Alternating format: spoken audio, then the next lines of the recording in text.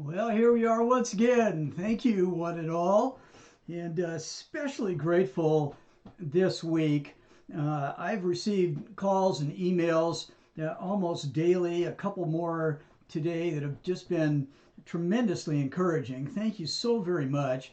I know that new people are coming in all the time. One of those calls today was someone who's going to be starting, and really appreciate those that are willing to just jump on board whenever they can.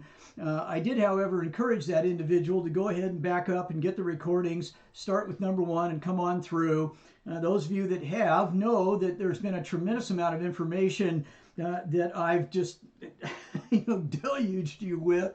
But with what is it, 4 more still to go, I truly believe that the biggest problem we have with Revelation, which was intended to be understood, is that since we're so unfamiliar with the circumstances of the people to whom the book was given, the ones that were told to understand it, since we're not Jews living under the old law, we've been raised all our lives to the Old Testament, which is a shameful thing to say. As Christians, we should have been all of our lives, if we have Christian parents, associating with the Old Testament scriptures. But it's a big book. And so all I'm doing is bringing you background information. Tonight, I'm hoping that the seeds I've been planting week after week after week, which I really have not tried to harvest yet, we're going to bring in our first fruits tonight. At least that's my intent. You give me a call and tell me if we pull it off or not. But we're going to go through more scriptures than ever tonight. And then, hopefully, though, you will have taking shape in your mind connections that most of us are just lacking. And so I think of it truly as not bringing in the harvest for still yet weeks to come. But the seeds are sprouting now, and hopefully you're beginning to make connections. I know others that have called me in emails that are further along in these recordings have told me that very thing, that suddenly they're seeing things that they just hadn't put together before.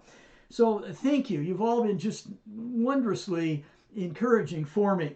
We're going to plunge directly into our studies this evening by reviewing the things that we've already seen. Let me make sure I get this going. There we go. So we're going to step right back into the last 2 weeks worth of classes and begin with a more detailed view than usual. In fact, I'm planning to spend most of our time tonight on the same material: Daniel 2, Daniel 7, Daniel 8, Daniel 9. We're going to look at them all over again. But you've had time for some gestation in the course of this week. Now, quite a few of you have informed me that you are going back and listening to the Daniel classes, and good for you. That's a lot of homework. It's a lot of time.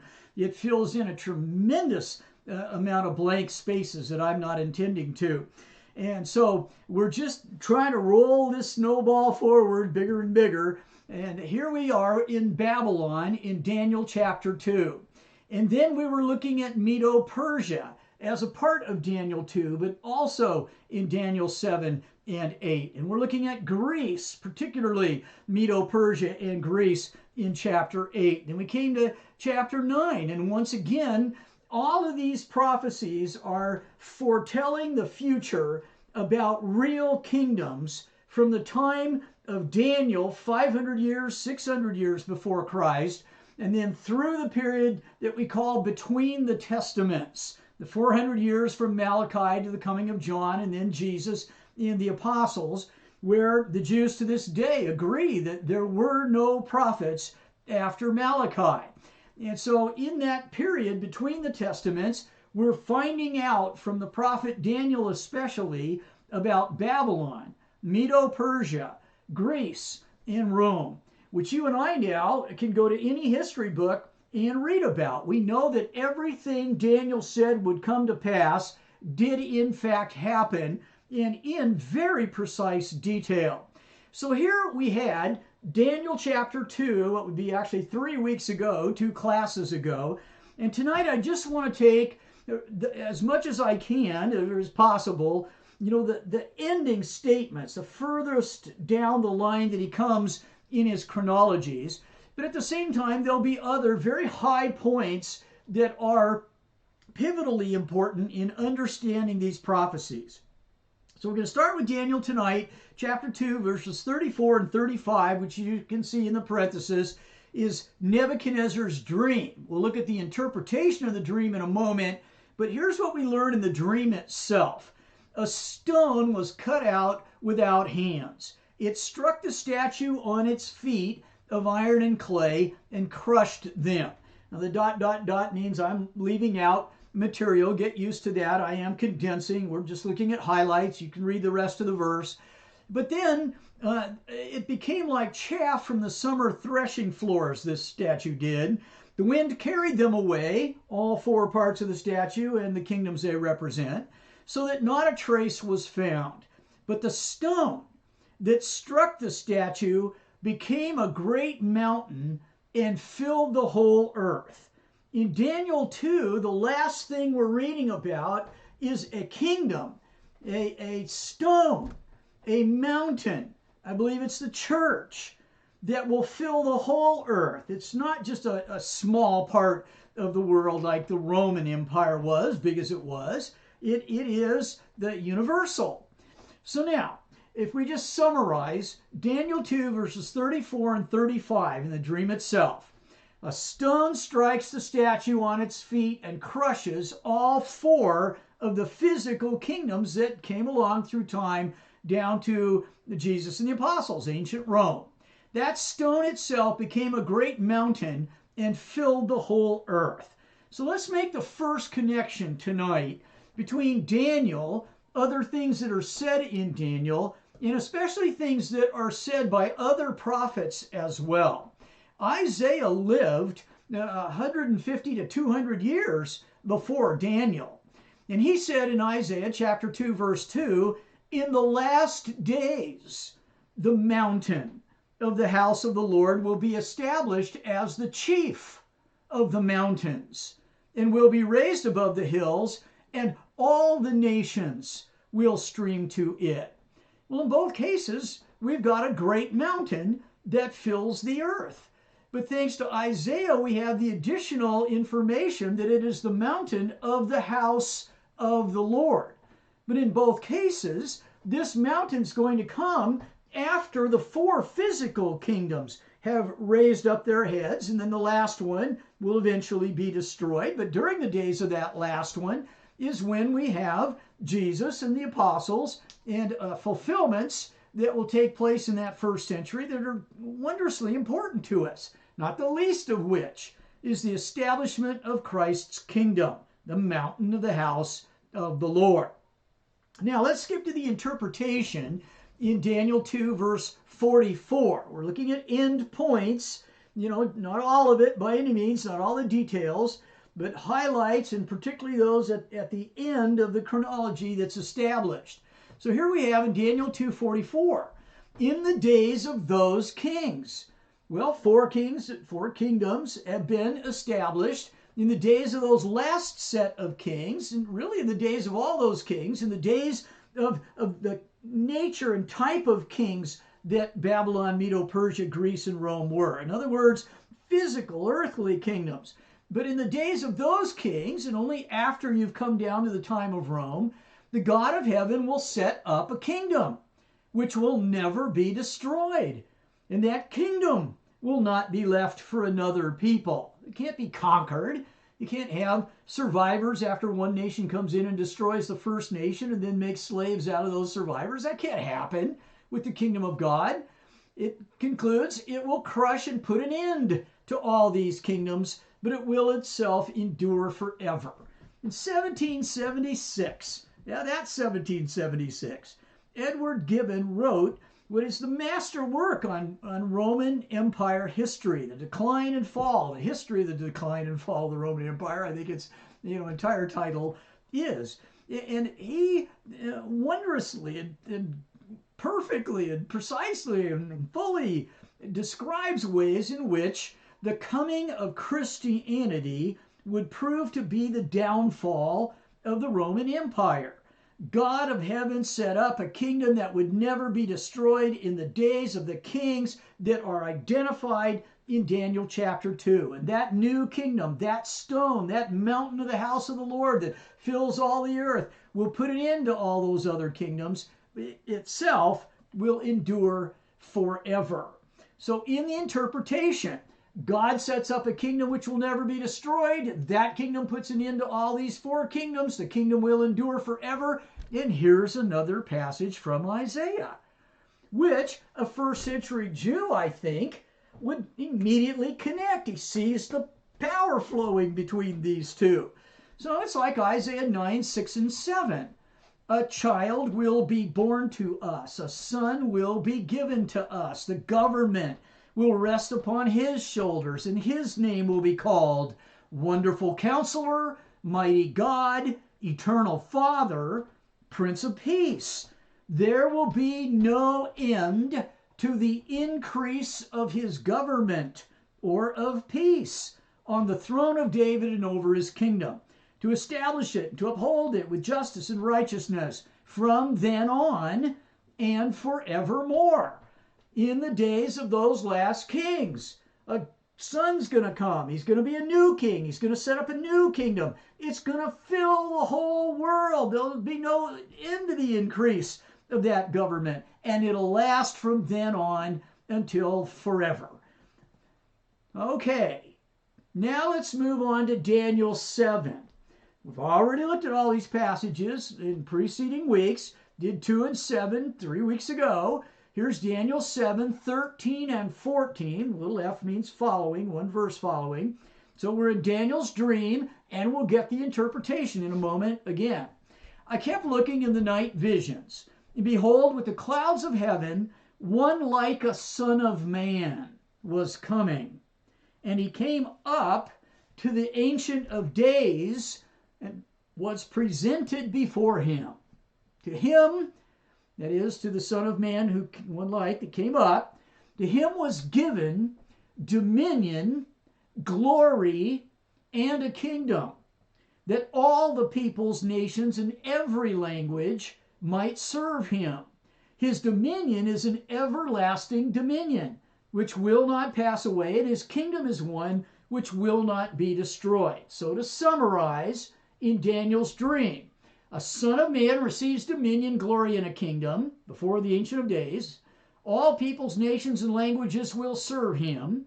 This dominion and kingdom will not pass away or be destroyed. Well, the first century Jew is thinking, have I ever heard terms and concepts and ideas and principles like that? Well, here's Zechariah 9, verses 9 and 10. Shout in triumph, O daughter of Jerusalem. Your king is coming to you. He is just, endowed with salvation, humble, and mounted on a donkey, even a colt, the foal of a donkey. I'll cut off the chariot from Ephraim and the horse from Jerusalem, which the next line helps us to understand. The bow of war will be cut off. So you don't need chariots and horses for warfare in this new kingdom. This king that's coming to Jerusalem, the bow of war will be cut off. He'll speak peace to the nations, nations plural. That means Gentiles as well as Jews. And his dominion will be from sea to sea, from the river to the ends of the earth. There's no end to its increase then, as Isaiah would say. It'll not pass away or be destroyed, and all the peoples, nations, and languages will serve him, is how Daniel is in his dream understanding this dominion, glory, and kingdom. Now, just in case you don't think so, here's Matthew 21, verses 4 through 7. This took place to fulfill what was spoken through the prophet. Behold, your king is coming to you, gentle, mounted on a donkey, even a colt, the foal of a beast of burden. Birder. I got an R there where the end belongs. The disciples went and did just as Jesus had instructed them and brought the donkey and the colt. We know Zechariah 9 is fulfilled in the triumphal entry of Jesus coming into Jerusalem the final week of his life to die for you and me, that he might go away and receive a kingdom. Revelation's going to help us to understand far more fully about his receiving that kingdom and more, which we'll especially be seeing in Daniel 12 just a little bit later tonight. So here we go again. Daniel 7 also has an interpretation for the vision. We're going to look at 17 through 22 in Daniel 7, greatly condensed. A whole lot of it, has been edited out. And so here's verse 17. These great beasts are 4 kings who will arise from the earth. But the saints of the highest one, the saints of the highest one. Wonder what Daniel might get out of that. What saints would he be thinking of? The saints of the highest ones will receive the kingdom and possess the kingdom forever, for all ages to come. Now there's kind of a new idea there. We've got the king coming to establish an eternal kingdom, represented by the stone in Daniel 2. We've got all kinds of information. Eternal, fills the earth, all nations and languages. But here's this idea now where the saints are waiting to receive that kingdom and to possess that kingdom. But in verse 21, we find out something else is going to be going on. That horn was waging war with the saints and overpowering them. Now, I know that as Christians today, every time we see the word saint, we think Christians, people who have been baptized into Christ. But that's not what Daniel's thinking, I don't believe. What people, what saints would receive the kingdom? The Jewish people would receive that kingdom. They would possess that kingdom. And they're the same saints that are going to be overpowered by that horn. Until the Ancient of Days came, reading in verse 22, now Daniel 7:22, until the Ancient of Days came. And a judgment's coming, was passed in favor of the saints of the highest one, and the time arrived when the saints took possession of the kingdom. These saints are now, after they've been overpowered in war, they now receive and possess this kingdom. Now we need to think about this, brethren. Does that mean going to heaven? Are we going to skip over the now 2,000 years of Christianity? Is Christianity nowhere to be found in Daniel 7? And once it appears, will it be completely ignored for 2 millenniums? And suddenly everybody's just going to leap off into heaven? No! What they've waited for, not just their lives, but their parents and their grandparents and all the generations and millenniums before them, was for the Jews to receive their kingdom, which they thought they were going to live in here on the earth. And we now, as Christians, after those first fruits, have been living here on the earth in that kingdom all this time. Now let's take on more of the interpretation of Daniel 7 in verses 25 through 27. Now, again, I'm trying to bring in some sheaves here. I know we already did this. I'm hoping you went back and listened to my lessons on the Coburg Road Church of Christ website so you'd get much more information and a whole hour on each one of these chapters. We're just reviewing it now as we're sharpening our scythes to bring in these first fruits. So here's the interpretation now. We've already seen it in verses 25 through 27. He'll speak out against the Most High. And here we go again. That awful horn. Wear down the saints of the highest one. And they will be given, those saints will, into his hand for time, times, and half a time. But the court will sit, and his dominion will be taken away, annihilated, and destroyed forever. And then the sovereignty, dominion, and greatness of all the kingdoms under the whole heaven will be given to the people of the saints of the highest one. I would especially tonight like for you to meditate on that phrase. The sovereignty, dominion, and greatness of all the kingdoms under the whole heaven will be given to the people of the saints. So apparently not given to all the saints, but given to some select group, the people of the saints, people from those saints, people of those saints. But it doesn't say given to all the saints. It'll be given to the people of the saints. Think about that for a while and what you know of first century history. Then it concludes, verse 27, his kingdom will be an everlasting kingdom, and all the dominions will serve and obey him. So, in Daniel's dream, as we summarize all 11 verses, 17 through 27, think you see a theme developing here? Repetition of concepts. During that earthly fourth kingdom, which is Rome, and after the saints are attacked and overpowered, then the saints, the people of the saints, will take possession of an everlasting kingdom. There seem to be some stages or some steps in our chronology that, in my humble opinion, have just been skipped over. They've been kind of ignored. They've been smushed together, and separate, different things, I believe, maybe subtle but important, have not been kept separate.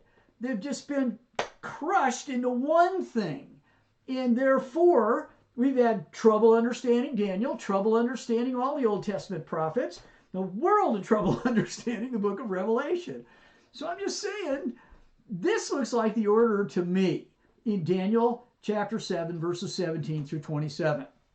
Now, you'll note that my background color has changed here. I want to spend some time with Daniel 8, verses 9 through 14, which is different than chapter 2 and chapter 7, different than what's going to follow tonight in chapters 10 through 12 as well. And it's different because it only spans the two middle kingdoms of the four. So Medo-Persia and Greece. But I also want you to note that as we're moving through the book of Daniel, each of these prophecies, while they're dealing with the period between the testaments and the real actual physical kingdoms that are going to follow one after the other until the time when the stone can be cut out and crush them all and we get the new eternal kingdom under that king who's such a wonderful counselor. We're now going to look in more detail. Each time we get more and more detail, and particularly in Daniel, it just gets mind-blowing how much information he tells us. His prophecies now have expanded in their detail to where they rival the greatest of any of the prophecies that we find in Scripture, just for the richness and detail of their foretellings of the future, which if they don't come to pass in the real live physical world in just as much detail, then they're false prophets. Your Bible becomes worthless. We have to find these fulfillments to see that these men are trustworthy on everything that they tell us. And point by point, of course, the history tells us they were.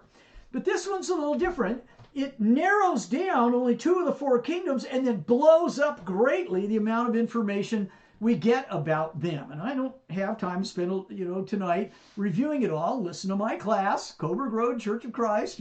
Get those from 2018, starting in June or July, I guess it was. But here's Daniel 8, 9 through 11. Let's just take that much, 9 through 11. A small horn grew great toward the south, east, and the beautiful land. It grew up to the host of heaven and caused some of the host and some of the stars to fall to the earth. That idea of stars in a vision and what they represent is going to become very important to us as time goes by. I wonder what it would mean to Daniel and to the people that he wrote to and to the Jews generation after generation after that. Well, we're not going to look at it directly tonight, but we will in forthcoming classes, and yet more clarity, more fruit will be reaped. So you just remember that. Some of the host and some of the stars fall to the earth, and it trampled them down, this small horn did. It even magnified itself to be equal with the commander of the host and removed the regular sacrifice from him, and the place of his sanctuary was thrown down. On account of transgression, the host will be given over to the horn along with the regular sacrifice. That's interesting detail. It's because these saints sinned. It's because they're sinners. It's on account of transgression that the host is given over to the horn. They have failed. They deserve this punishment. And they will see the regular sacrifice come to an end. Now, let's look at verses 12 through 14, the immediately succeeding verses in Daniel 8. We're still in the vision itself. Then another holy one said to that particular one who is speaking, "How long?" The time references help us more than anything. "How long will the vision about the regular sacrifice apply, while the transgression causes horror, so as to allow both the holy place and the host to be trampled?" And he said to me, "For 2,300 evenings and mornings. Then the holy place," this is very important, "will be properly restored." We need, while we're talking about the two middle kingdoms of Medo-Persia, to look for a time when the Jews are so sinful that a terrible king will be laying waste to them.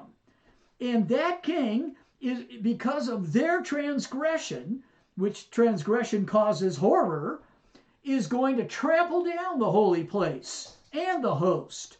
But it will be restored. So whatever time frame this is, we also have to find the restoration of that temple, that holy place that contains that temple. Now, in Daniel 8, 9 through 14, in Daniel's vision, here's our summary. There's a horn that causes some of the host and some of the stars, not all of them, some of them to fall to the earth. That horn tramples some of the host and some of the stars, and that's a transgression that causes them to be given over to that horn for the trampling. During that time frame, the regular sacrifice is given over to that horn also. The holy place and the host are trampled for 2,300 evenings and mornings, and then the holy place will be properly destroyed. Now, last week we talked about the 2,300 evenings and mornings. We had, the information about the fact you need to divide that by 2 because there's an evening and a morning in each day. So to find out how many days, we got to divide by 2, and we get 1,150 days. And then we have this historical fact. In 168 BC, Antiochus IV, also known as Epiphanes because he liked to think of himself as the very manifestation of God. God manifest is what Epiphanes means, that you're looking upon God himself. When you say you had an epiphany, it doesn't just mean I woke up and understood something. It comes from this word which means I saw God and then I learned something. Well, he killed numerous Jews and their leaders, which I take to be the stars, and we'll prove it later, and he oppressed the rest. And it was God's punishment for their sins, as it always is in the Old Testament. And when any nation falls, it's because of their sins. It goes back to Genesis 15 when the iniquity of the Amorite is full. Well, then the judgment comes. And the regular sacrifice was suspended for this time frame. And Hanukkah, that the Jews celebrate to this day, when the rest of the world's doing its Christmas, is a celebration of the restoration of the holy place, which took place in 164 BC. 1,150 days. About 3.5 years it is. 3 years and, 4 months I think it is. But it fits, and it fits in real time. In other words, I can find a historical fulfillment to the imagery of the prophecy to prove that it's true. I'm not looking to the prophecy, which is full of imagery, to be portraying or depicting or symbolizing more imagery. Something else that's not real, that's not tangible, that isn't its fulfillment. I don't need a symbol to give me another symbol. This isn't about, well, eventually good will triumph over evil. Well, that may be true here, but I need a physical fulfillment, not a symbol of a symbol, if I'm to believe the prophet is a prophet of God. Here's our end point again. Now in the interpretation in verses 19 through 22, he said, "Behold, I'm going to let you know what will occur at the final period of the indignation." Be careful here. Is that the final period of the solar system? End of all things? Final period of what? Far too often in our Bibles, I believe the very, very vast majority never stop to ask themselves the final period of what? They see end. They see end time. They see last. They see last days. And they don't ask themselves, the end of what time? The end of what in the context? Last days of what? The assumption that it's always the last days of the planet is terribly, horribly, very consequentially, and dead wrong. Context tells you this is the period of the indignation, that the horn, Antiochus Epiphanes, slaughtering pigs on the altar in Jerusalem's temple, killing people that circumcised their children, the horror that he brought upon them because of their transgression. It pertains to the appointed time of the end, we're reading further now, of that indignation. It is a terrible indignation that he would behave in such an awful way. But now we're told, we're not talking about the end of the world. The ram represents the kings of Media and Persia. The shaggy goat represents the kingdom of Greece. This has to take place during the kingdom of Greece. We are not allowed by proper Bible study. We're certainly not allowed by the grammar in Daniel 8 to just ignore Greece and run off over generations and two kingdoms and beyond, down to today. That isn't in the context. And what God wants you to know, he'll tell you in the context. What you add to that context, we are warned repeatedly in both the Old Testament and the New, and finally in the very last verses of Revelation, adding things to that is verboten. It is forbidden. And there are terrible consequences that come when we start pretending we know more than God gave Daniel to write, and we start ignoring what's there and its parameters and boundaries and just inventing fulfillments out of thin air. Cut that out. The shaggy goat represents the kingdom of Greece. The large horn is the first king. That's Alexander. The broken horn and the four horns that arose in its place represent four kingdoms which will arise from his nation, although not with his power. Now we'll read in just a minute. Let's go a little further. We got the interpretation in 23 through 25. In the latter period of their rule, the Grecian Empire kings rule. When the transgressors have run their course, it's the Jews that are the transgressors, and when their transgression is full, a king will arise, insolent and skilled in intrigue. His power will be mighty, but not by his own, and he'll destroy to an extraordinary degree, prosper, and perform his will. He will destroy mighty men and the holy people, which is the first reason why I think stars represent leading folks among the people.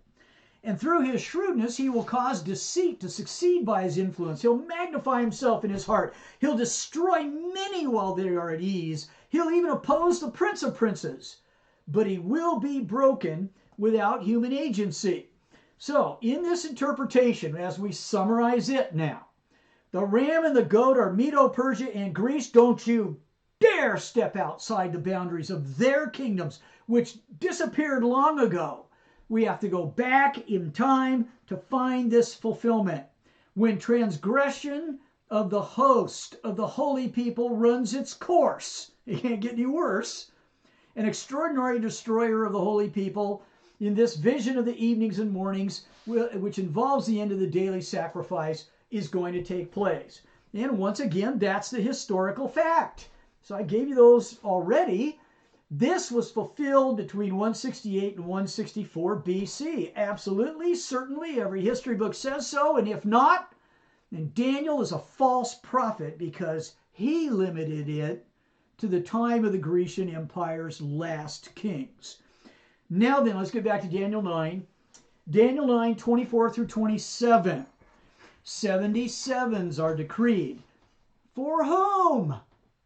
For your people, Daniel, and your holy city, Daniel, to finish transgression. It'll run its course. It'll cause horror. Make an end of sin. Make atonement for iniquity. Bring everlasting righteousness. Seal up vision and prophecy. And anoint the most holy. From the decree to restore and rebuild Jerusalem. Got defilements and destruction, extraordinary degree, but it will be restored. Now I've got from the decree to restore and rebuild Jerusalem until Messiah. There'll be 7 sevens and 62 sevens. After the 62 sevens, Messiah will be cut off and have nothing. Well, I believe we've got a real accurate point in time we can nail down there. Then it says, the people of the prince who is to come will destroy the city and the sanctuary. Its end will come with a flood. Its end. It doesn't say the universe's end. It says its end, the city's end, the sanctuary's end. Its end will come with a flood. Even to the end, there will be war. Desolations are determined. In the middle of the week, he'll put a stop to sacrifice and grain offering. We just had that, didn't we? And on the wing of abominations will come one who makes desolate, even until a complete destruction. One that is decreed is poured out. Again, as a summary, after the Messiah comes. Oh, that's back in the 4th kingdom's time frame now. Not Greece, but Rome. After the Messiah comes. That's after the restoration. Then a prince will come and destroy Jerusalem and the sanctuary. War and desolations are determined. Sacrifice and grain offering will cease. And I should have put in parenthesis there, again. They did in 168 BC, and now we get a repetition after the Messiah comes. But isn't it interesting? The imagery that's being used twice for 2 different events is still speaking of a physical city, Jerusalem, with a physical temple and a physical sanctuary enclosure. Of course, there's a sanctuary inside it too. And again, we have wars and desolations in the end of the sacrifice, the daily sacrifice, the evening and morning's sacrifices. But now we have on the wings of abominations will come a desolator. And don't you know, we don't read anything about a rebuilding of the city of Jerusalem in its temple after the Messiah comes, do we? Now, we're told it gets restored in the Grecian Empire's days, but not now in the Roman Empire's days. And doesn't that just sound like Matthew 24? Are you reading Matthew 23 and 24? I demand you read it 6 times, those 2 chapters, before we start those 2 chapters, week after next, most likely.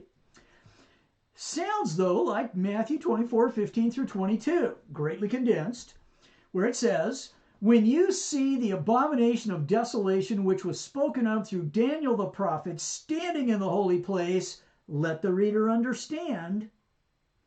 Then those who are in Judea must flee to the mountains. Then there'll be a great tribulation, such as has not occurred since the beginning of the world until now, nor ever will. Unless those days had been cut short, no life would have been saved.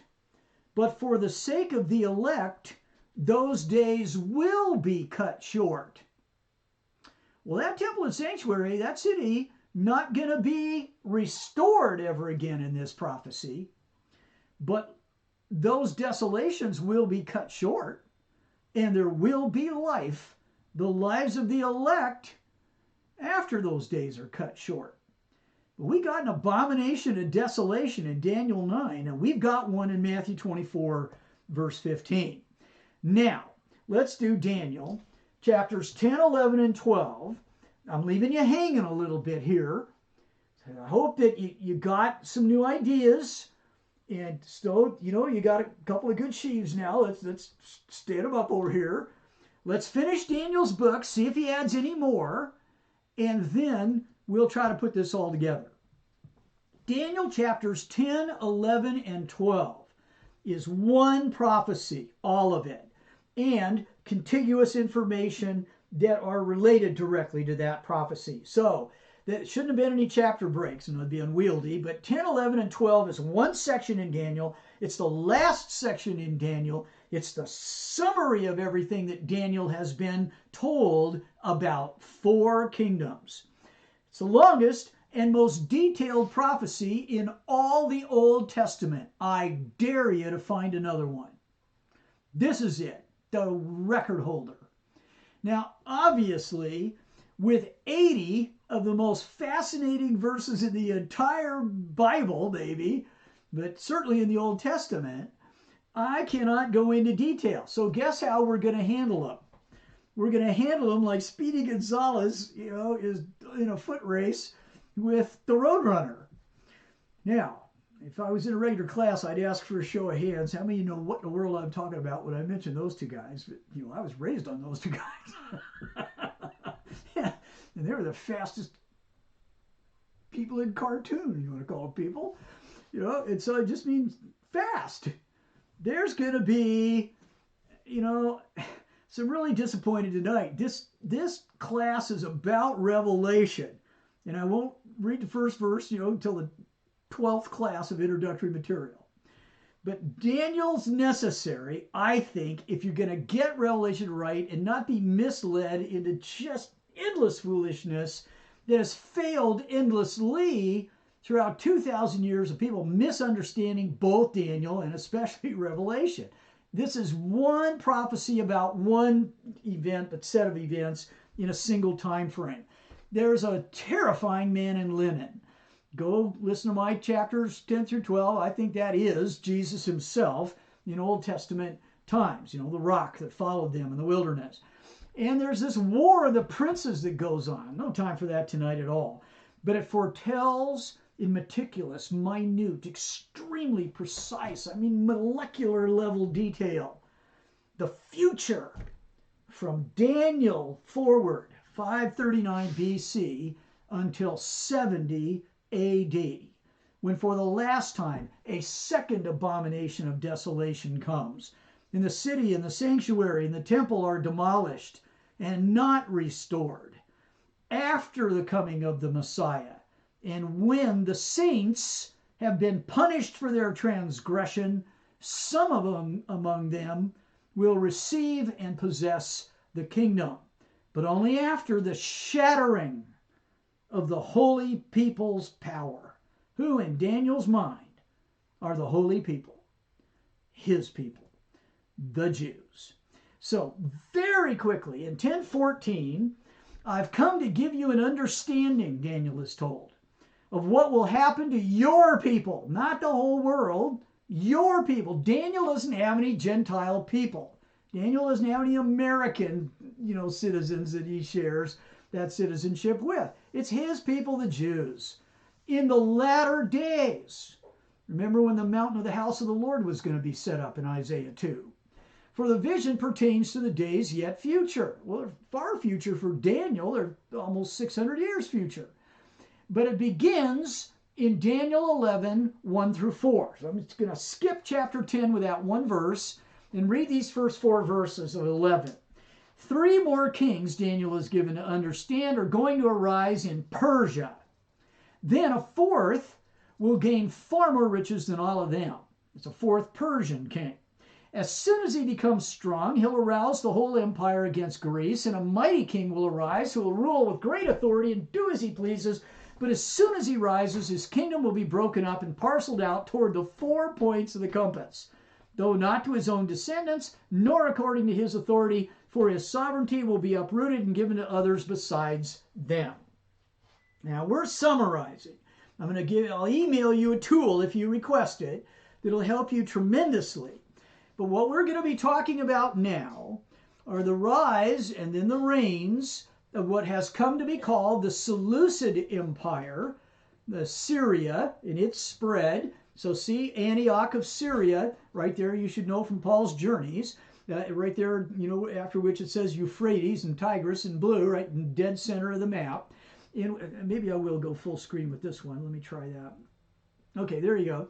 See the Seleucid kingdom in that kind of purple there, taking up the right half. And then on the left side, at the bottom there, or bottom quadrant, you've got Alexandria in Egypt. The color should have been a better separator, I wish, but kind of blue there. And that's the kingdom of the Ptolemies. Now they've just got Egypt. Egypt is primary, but it is going to be ruled by the Ptolemies. So now there's just all kinds of charts you can find online, and some of them are actually accurate. Here's one of them. Prophecies in Daniel 11. It's the time between the Old and the New Testaments. The king of the north throughout chapter 11, it has to do with Syria and then its successors, the Seleucid Empire. Then the kings of the south, one after the other, are Egypt. The Ptolemaic, it's now labeled down there in the lower left, Ptolemaic kingdom. Now, this same individual, I don't know who this is again, but I can just tell by the nature of the charts that they have to come from the same hand, gives a lot of detail here that's really helpful. So for the Seleucids, in the upper half, you see in the top row at the very top, original founder, First Syrian War, Second Syrian War, Third, Fourth, Fifth, Sixth Syrian War. Dates in black, 312, 274 to 271, 260 to 253. The first guy is Seleucus, so it becomes the Seleucid Empire. But see how many are called Antiochus. Antiochus, a name that bears some infamy and comes down through a lot of years, but becomes pretty familiar to those who know their Bibles. And then in that chart, the graph part, at the top half, but in the bottom half of that graphic, you have the kings of the south, Egypt. First one's Ptolemy the first, and then Ptolemy 2, 3, 4, 5, and 6. So pretty impressive. 2 empires. And these are the prophecies in Daniel 11, the time between the Old Testaments. In my Bible, I took a photograph today, pardon the green up there, it's bleeding through from the other side, my highlighting. But here they got Alexander the Great. Then, 22 years after his death, Greece is divided among 4 generals. They are Lysimachus, Cassander, Ptolemy the First, and Seleucus the First. Eventually, Ptolemy and Seleucus will run out the other 2, and eventually you'll get the Ptolemies in the left lower half of this chart and the Seleucid Empire on the right. But this chart in my Bible says exactly the same thing that previous one did. And here's a chart that I put together with no credit to myself whatsoever. You're not likely to be able to read it even full screen here, but I will send to anybody who requests, Larry at truthondisc.com, printable version. I'll send you a copy you can print. And all it does here is take the work of this man, Jim McGigan, who helped me an awful lot in understanding Daniel, a brother in Christ. He wrote the book of Daniel in a Looking into the Bible series, and he actually is the one that came up with the most of this information. I got some other sources too, but most of this information comes from him. My copy looked like the one that just disappeared. I think today, if you go on Amazon, it looks like this. But he's the one that gave us that chart. So that, I should go back to that. That chart, if I can go back, that chart just goes verse by verse from chapter 11, verse 1, all the way down through verse 45, and tells you what in history the names and circumstances of every single person that's mentioned. And look at the detail. And it is one 100% accurate. Every syllable that Daniel was led to record was fulfilled in exactly, identically, precisely the way he put it on the paper. No, it's not a symbol of a symbol. And sure, good conquers, evil ultimately. I'm all for that. But that isn't what Daniel's talking about. He's talking about how and when. He's talking the ways that evil goes down and punishments arise, and in meticulous detail. Every one of those things was fulfilled. So let's move on to Daniel 11. See the last part of it. I kept putting end point on all these charts. I just really wanted to get to the end of the particular prophecy. So now we're going to go all the way to 11, verses 40, 41, and then 45 appear before you now. At the end of time. No. Does it say that? No. Should we read into it the end of time? Never. Should we add to the scriptures just because we want to? Because we don't understand what it does say. We want it to mean something else. So all we're going to do is just pencil in the little word of between end and time. But it isn't what Daniel said. So you're supposed to ask. If you're just a Bible student, who, what, where, when, why, and how. Every time you read anything, who, what, where, when, why, and how. At the end of what time? At the end time, when the king of the south will collide. You've got to go to my Daniel classes to find out why I put push there. It's a perfectly viable translation. I think it's a far better translation. It makes a good deal more sense. But I'm not going to talk about it tonight. Collide, but I think rather push with, not collide against, but push with, join some forces with, work together. He's going to push with him. And the king of the north will storm against him with chariots, horsemen, and many ships. He'll enter countries, overflow, and pass through. He'll also enter the beautiful land. 45, he'll pitch the tents of his royal pavilion between the seas and the beautiful holy mountain. In this, my digestion of Jim McGigan's historical overview, I have my own footnote at the bottom that I've just highlighted in red. And I want, in that, I'll show you the larger highlight in a minute, but that is derived, those thoughts are derived from this book, The 70 Weeks and the Great Tribulation. The 70 Weeks and the Great Tribulation. Now, I went too soon. My copy is very old, has a very different cover, but it's still in print along with a number of his other works. Now, this book next year will be 100 years old, and it is the best commentary you could find on Daniel 9. I've read it over and over and over again. I just love this thing. It just straightened me out, on so much. And never think, that we're just always getting better necessarily. It's 100 years old. An amazing guy, a lawyer, he pled before the Supreme Court, wrote a whole bunch of books, just a fabulous guy. So here's what he said, and these are my digestions of it at the bottom of my overview of Daniel 11. Note, Philip Mauro in The 70 Weeks and the Great Tribulation. Now, I'm tempted to say, forget what Biden said, but, you've just never studied Daniel 9 until you've read this book. He argues persuasively that the king of chapter 11, verses 36 through 39 is Herod the Great. Listen to my class on Cobra Grove Church of Christ's website. He sees Herod in 11, 44, and 45 also. Mauro says that when the Hasmoneans are introduced in chapter 11, verses 31 through 35, that the Jews become the focus of this historical time frame. Yes, Octavian, who is also known as Augustus, 45 years emperor of Rome, longest ever, is the topic in 11, 40 through 43. But the overall view is very centered in Palestine now. And I think he's right. So now you got to read his commentary to find out. But we're just looking at endpoints. So here's chapter 12 and verse 1. At that time, at that end time, at the end of something's time, that's after the Messiah and this horror transgression that results in, also the destruction of the temple, but not a restoration. At that time, Michael, the great prince who stands guard over the sons of your people, will arise. There'll be a time of distress such as never occurred since there was a nation until that time. And at that time, your people, Daniel, your people, everyone who's found written in the book will be rescued. Rescued how? Carried off into heaven? Is there a rapture?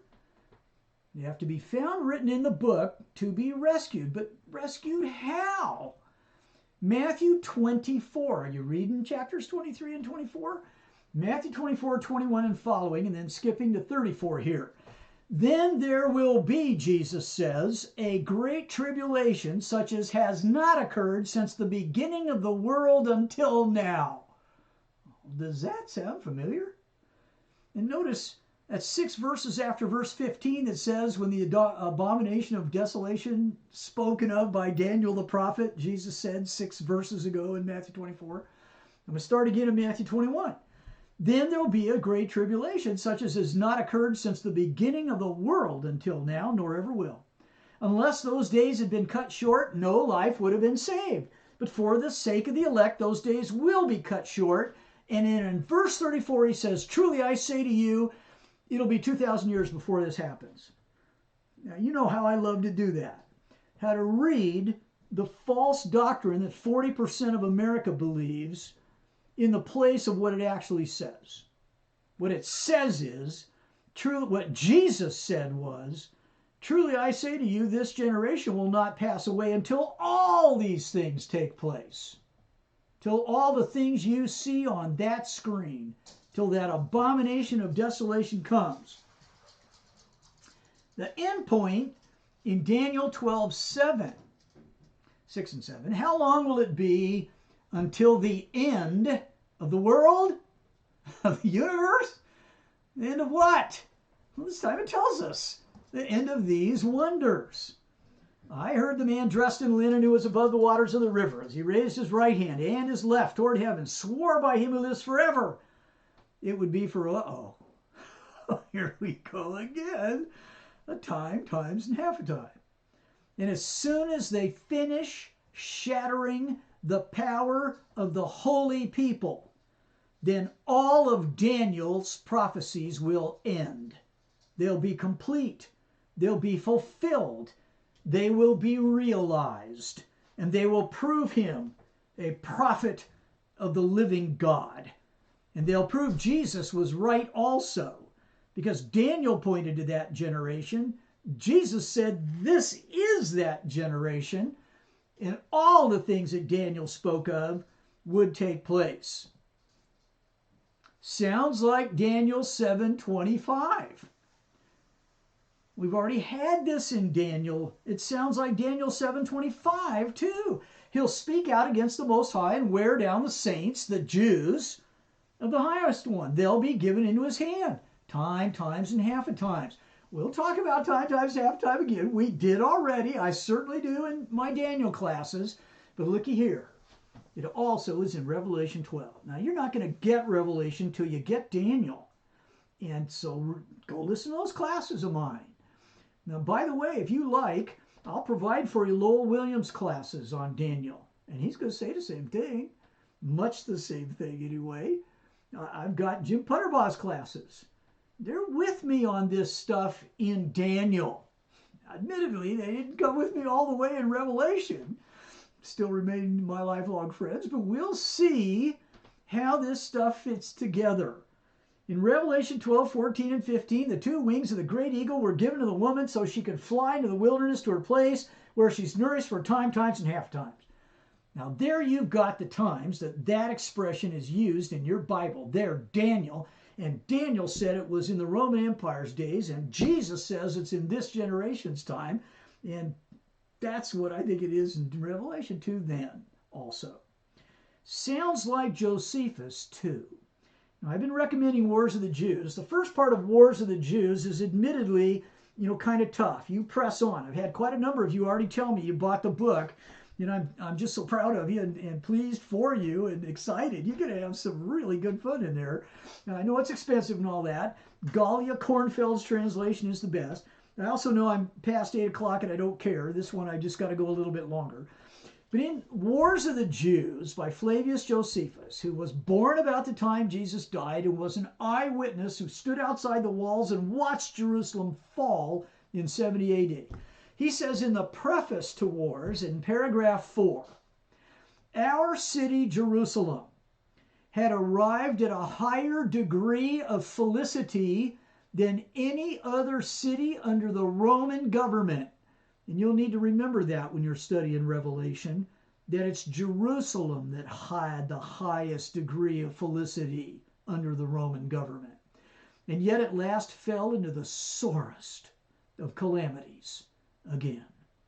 Accordingly, it appears to me that the misfortunes of all men from the beginning of the world, if they be compared to these Jews, are not so considerable as they were. And as a matter of fact, the historians of all succeeding centuries, quite a few of them are just enemies of the Christ and his kingdom and everything he stands for, and have no respect for the Bible whatsoever. Have said time and again the same thing, though. Wars of the Jews by Josephus is just the epic description of historical warfare. And there's just nothing else like it. So a lot of bad things have happened on the earth. But you got to read Josephus if you want to know about that sore transgression and the horror of that transgression and what happened in those times. The end point in Daniel, finally, 12, 11, and 12. From the time that the regular sacrifice is abolished a second time, it happened under Antiochus Epiphanes during Greece, it's going to happen again, and the abomination of desolation is set up, which Jesus twice said Daniel was talking about in the generation Jesus lived in. There'll be 1,290 days. How blessed is he who keeps waiting until the 1,335.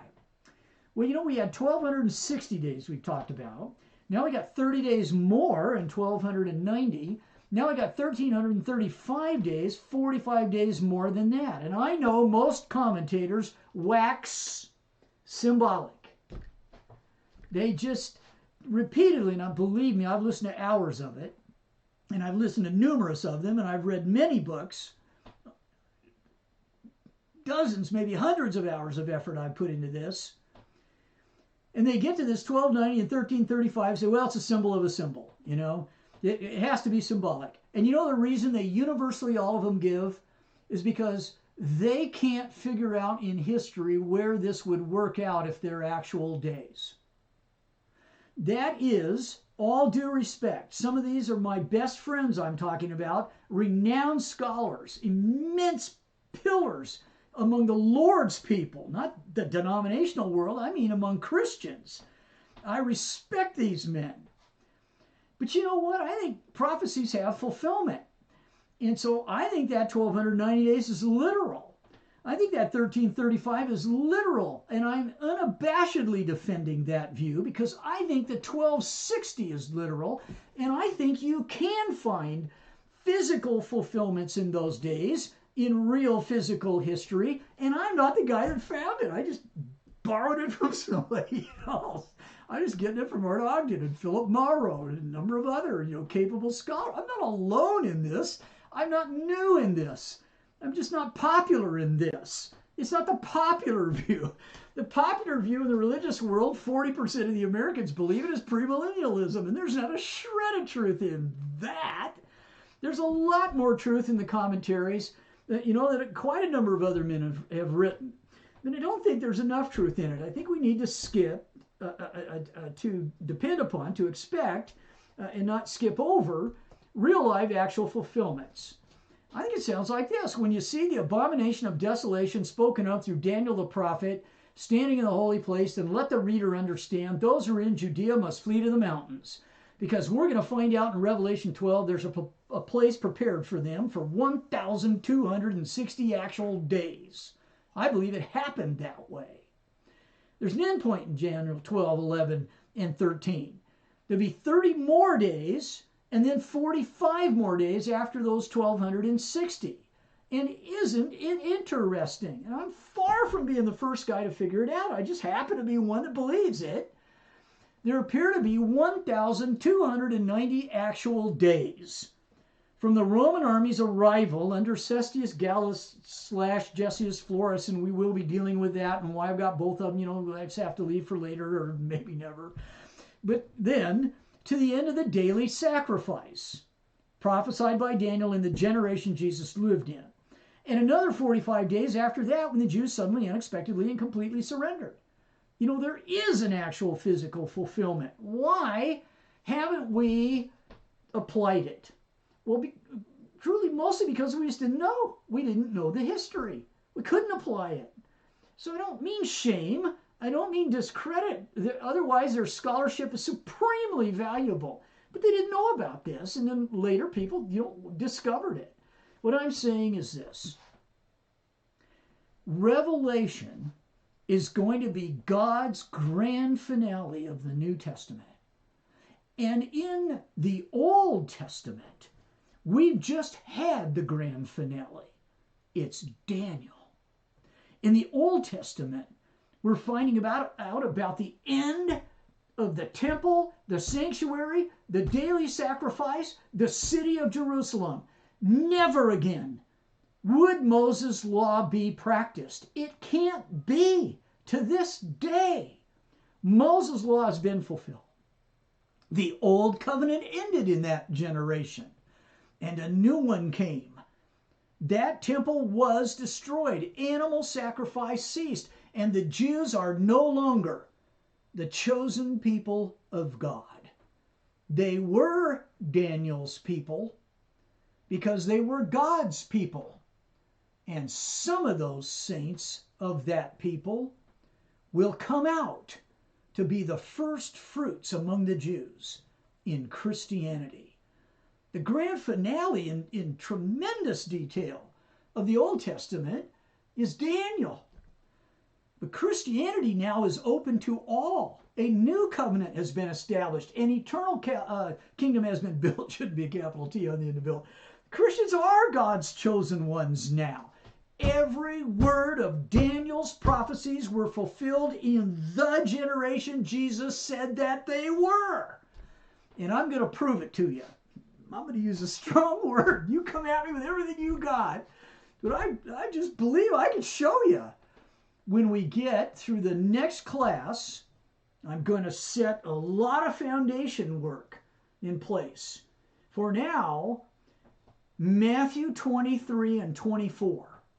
Which is the foundation work. Look at what I'll do in the next class as setting the forms. I poured a lot of concrete in my day. Setting the forms for the foundation. And then Matthew 23 and 24 is going to be the foundation. And Revelation's going to be built on that. It'll be far grander than Daniel. It'll be magnificently more detailed. It's going to tell you everything about those 1260 days. It's going to blow your mind to discover that Daniel meant what he said. And John did too. And you know why? Because prophetic symbols have real world fulfillments. Prophetic symbols are not symbols of figures. Then they're not figures of symbols. They are prophecies of forthcoming history. That's how I understand Daniel and Matthew and Revelation. It's how I understand Daniel. It's how I understand Jesus. And it's how I understand John. So I just plead, for an adequate hearing. I know I'm asking a lot. I'm asking what I believe is everything you need to understand Revelation. I'm asking what most people never do. And so they rummage around in Revelation and I'm telling you, they could find the coronavirus in it. But with a little bit of work, they could find the Jolly Green Giant too. They could sell dishwasher detergent. They can do anything with it. if you're not grounded in the Old Testament. And by that I mean limited by what God said and not set free from God's prophets to go teach whatever you want. Revelation is not about us today. It's about them to whom it was given, who were the Jews of the first century in Asia, and about their city, their holy people, and the fulfillment of Daniel in their time. And what Daniel foretold was an awful lot, wasn't it? An awful lot of good things that we have reaped. So hopefully tonight, let me know. Your encouragement is precious to me, and I've got a lot of it, so I'm begging for more, I guess, on this one, But I'm hoping that especially tonight, with an extra 11 minutes, you're going to say to yourself, wow, there's a whole lot of overlapping and interlocking. There's just such connectedness in all these expressions. Surely they must have some similarity and relationship to each other. Surely Old Testament prophets can be believed. Surely Jesus, if it's all to take place in this generation, can be believed. And surely in Revelation, if it begins and ends with these things are shortly to come to pass, can be believed like that. I love you all. My brothers and sisters in Christ, and friends and foes and total strangers, you're tough as nails can be. Thank you. And I'll let you go for another week.